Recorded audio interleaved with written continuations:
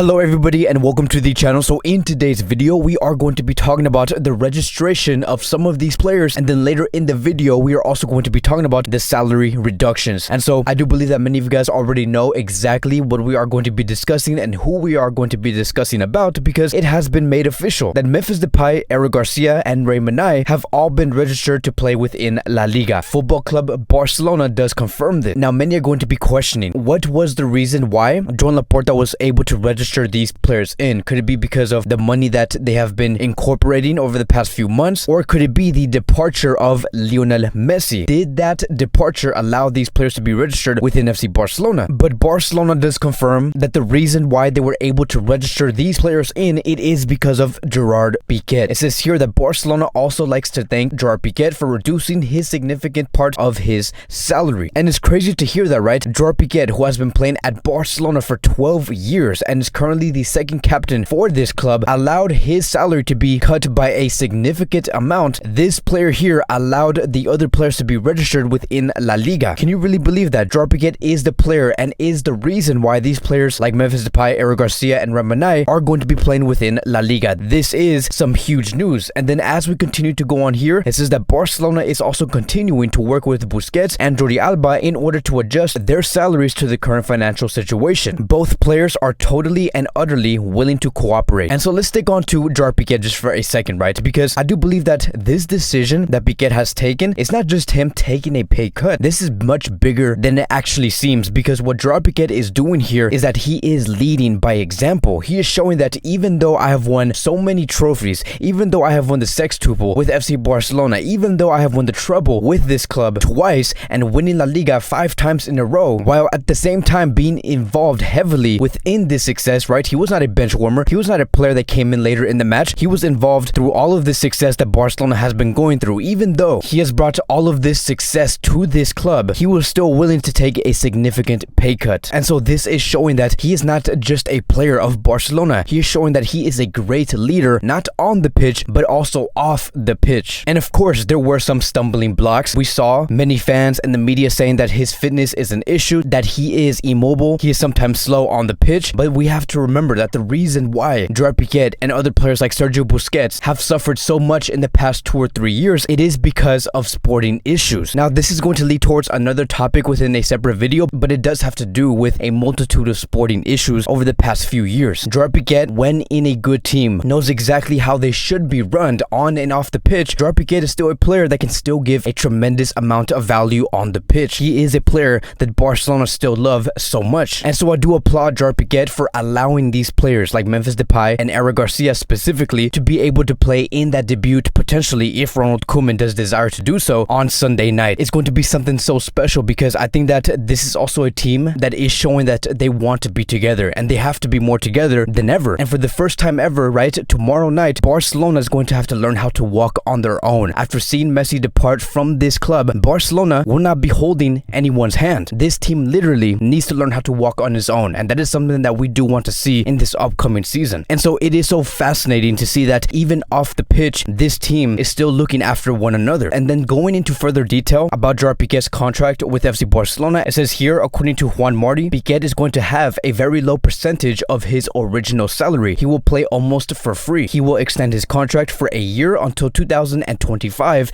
and will collect what was agreed once he leaves. He has done both, deferred and reduced his salary, which basically means that Joan Laporta will be given 4 years to pay off what Gerard Pique will be owed after this cut. So now, just for a recap, I'm going to be separating this into 2 different parts, because there are 2 different storylines, which is the registration of the players and the salary reductions of the current captains of FC Barcelona. Starting with the registrations, we have Emerson, who is registered. We have Eric Garcia and Memphis Depay, who are officially registered thanks to Gerard Pique. And then as for Sergio Aguero, it says here that Barcelona still has time to register Sergio Aguero. The deadline is not today, and there has been many reports confirming that Barcelona will focus on Aguero's registration later down this month, maybe by the end of August, because right now Barcelona is in no rush to bring Sergio Aguero in to play within La Liga, because he is currently injured. And then moving on towards the salary reductions, we have here that Gerard Pique has officially lowered his salary. Sergio Busquets and Jordi Alba are being talked to at this very moment to officially finalize these salary reductions. There has been many reports that both of these players might take a 50% wage cut. And then as for Sergi Roberto, right, a player that we have not talked about so much and we have not heard about in the media. It says here, Sergi Roberto has told a reporter, and I quote, "I'm waiting for the club's proposal. My situation is different. My contract will end in a year and I'm ready to renew downwards, which is to lower my salary." So many will be questioning, is Barcelona planning to sell Sergi Roberto? And then there's another side saying, we should sell Sergi Roberto because he is no longer valued by Barcelona. And that is what I do want to clear up. Right now, there is nothing, right? Absolutely nothing regarding Barcelona trying to sell Sergi Roberto. If anything, it has been made official that Joan Laporta is actually offering Sergi Roberto a 2-year contract extension that will take him until 2023 plus a salary reduction. And I do believe that this is something that Joan Laporta and Mateo Alemán do want to get done, and hopefully they can come into an agreement for Sergi Roberto to accept the 2-year contract, because his contract does end in the summer of 2022 and they do not want to let Sergi Roberto out for free. But it is quite clear that Barcelona still want to use Sergi Roberto for the upcoming season, and that's where the questions do come in, because how is Roberto going to be used within the squad? Is he going to play as a right back or as a midfielder? Because look, if we talk about the right back position, we have Emerson and Serginho Dest. If we talk about the midfield position, we have so many players in those interior positions. I just do not see a spot for Sergi Roberto, and ultimately that's going to give me the conclusion that Sergi Roberto will most likely be the 3rd or 4th choice for both the midfield and the right back position. I just do not see him being the 2nd choice or the 1st choice in Ronald Koeman's Barcelona for the upcoming season. But that is going to be wrapping up today's Barcelona Daily News. Thank you guys so much for watching. If you guys are new here, welcome to the channel. Please like, subscribe, comment, and I will see you guys in the next video.